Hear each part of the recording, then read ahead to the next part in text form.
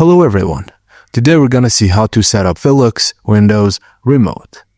Firstly, ensure your Velux window or blind is connected to power and make sure the remote has fresh batteries or fully charged. The remote was previously paired with other devices. If it was, you can reset it before pairing into a new one. Now put the window into pairing mode. Locate the motor housing, press the reset button or the motor wall to switch for 10 seconds until the motor moves. This product is now pairing mode for about 10 minutes.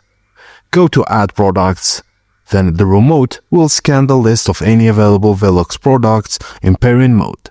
Follow the on-screen instructions to assign a name, room or group, and test by opening or closing the window. Now press and hold the pairing button on the remote, then it should pair if the window is in pairing mode. Test the remote after pairing to ensure it's working. You can assign products to rooms, create schedules, or control multiple windows or blinds as a group. And that's it guys, as simple as that. Thank you for watching, and please don't forget to like and subscribe for more.